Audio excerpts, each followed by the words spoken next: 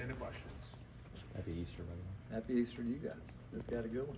Coach, this time of year, I mean, it's wild, it's crazy. I mean, you think you're getting better at it? You and your whole staff are just managing it? I mean, how you? Yeah, I do. You know, we just kind of take it one day at a time, and knowing that things can change quickly, and but you just hope that you've done everything that you need to do to be in position when the dominoes fall one way or the other. And yeah, we just take it as it is, and we feel like that, you know, we stayed on top of everything that we need to stay on top of, and hope in the end it works out the way it should.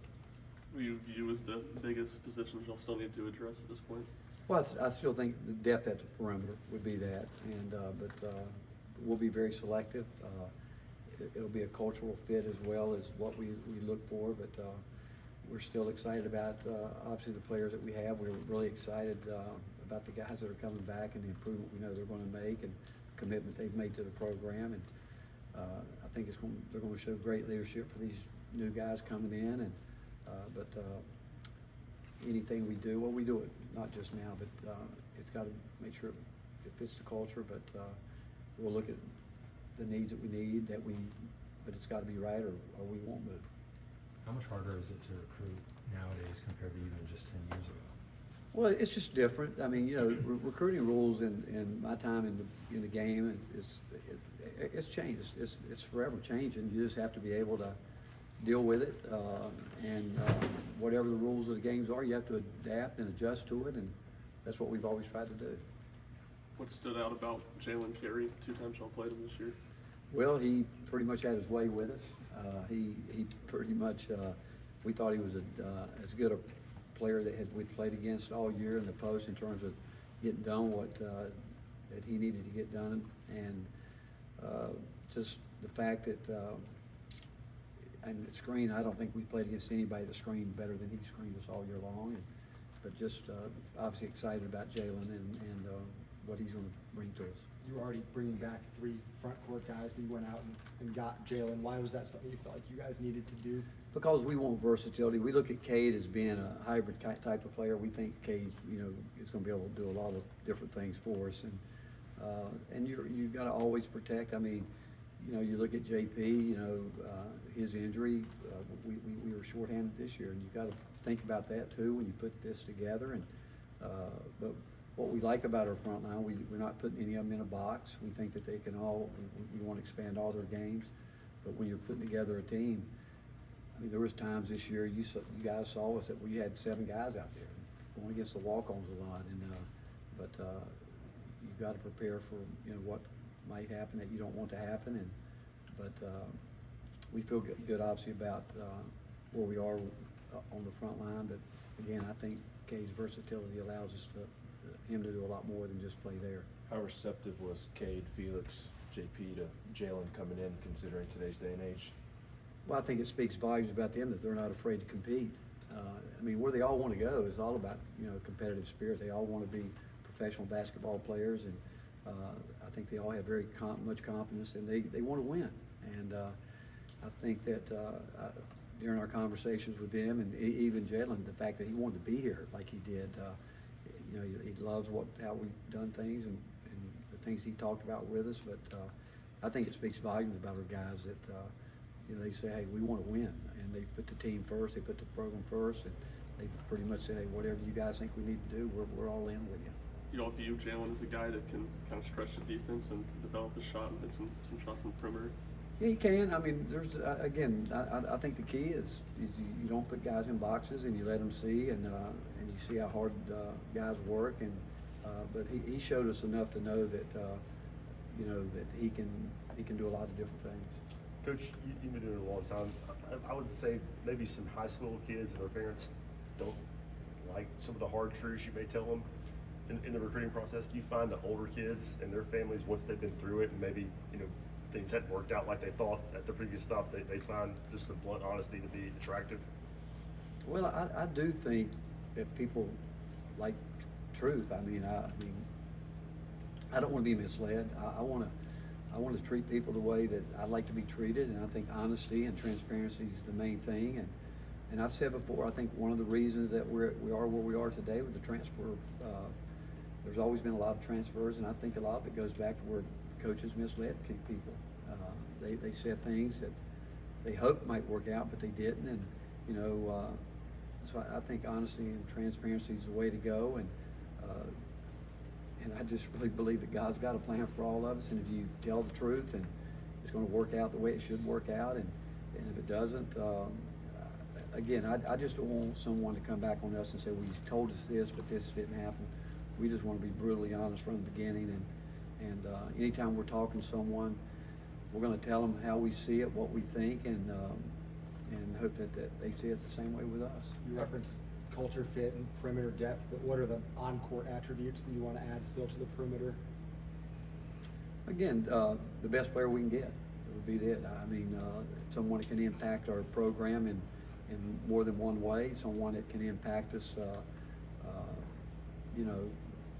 understands what we want to do. And again, we got a group of guys that I think that truly have bought into wanting to be the best team they can be, and we need someone to come in with that mindset, knowing that what their skill level, whatever it may be, what skills they bring, fits into what we need. And they have to know that if we're talking to them, it's something that we're looking for and what we believe we need to have here to help us to improve. How capable is JP of expanding the floor and consistently knocking down those shots? I think the biggest thing for him is, I think setting out this year probably gave him a whole different light. And he would tell you that, I believe, that he would tell you that he saw the game in a way that, he's a year older and missed it, not being able to play. But JP has the ability to, he's a good shooter, a good offensive player, pass the ball. But I think he would tell you too, whatever role that he feels he needs to play to help this team win, that's what he's going to do.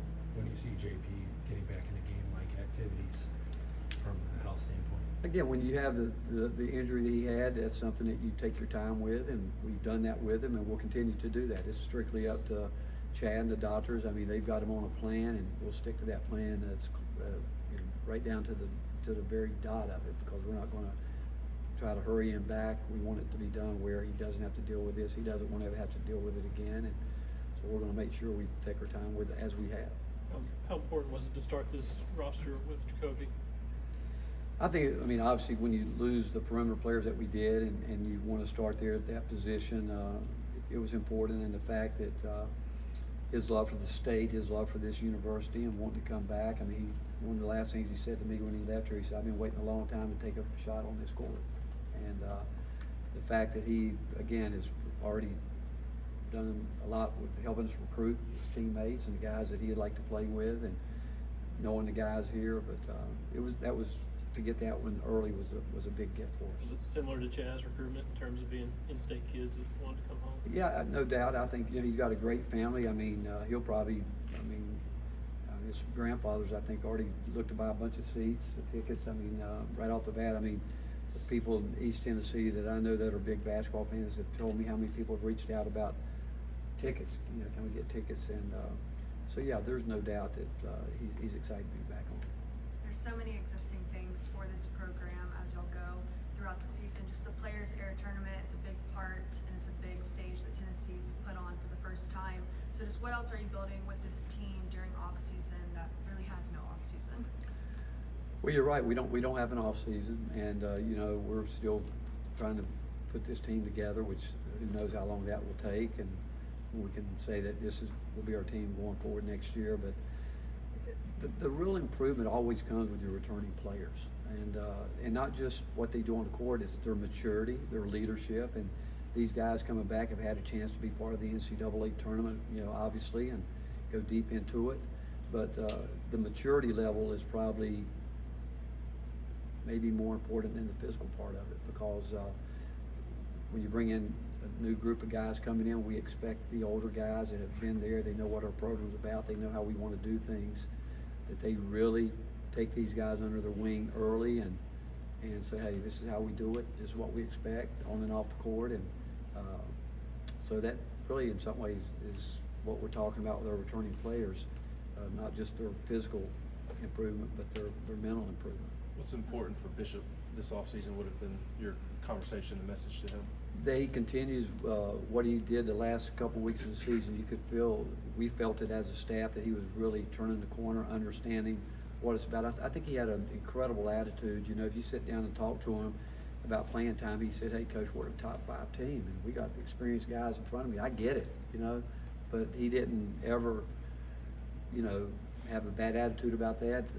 You know, when he would get upset, it was always about himself, not playing up to the standard that he had set for himself. But the fact is, he's looking at it now that he knows that we need him to make that big jump. And he's worked as hard as anybody on our team since the season's been over with. He's probably put more time in the gym than anybody since the season's been over with. And it goes back to the previous question about what do we really need with maturity and understanding that it's the grind that he's getting into, and now he's going to go from a guy that, again, played, set behind, you know, a group of guys that put a lot of minutes in, to where he's a guy that's going to have to be out there and be counted on to perform at a high level. Stands out about Jacoby's game on the court. What? Jacoby's game on the court, what stands out?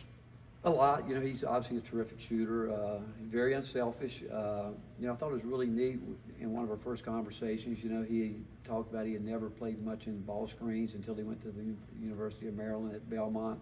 You know, they run their 4-out motion offense and more passing, cutting, reading, those type things. But going to Maryland, they put him in more ball screens. And if you look at it, for 1 year, I thought he did a really good job with that. But he's a guy that would tell you that he doesn't, whatever it takes. If you need him with the ball in his hand, he'll play with it. If you need him to play off the ball, he'll do that too. And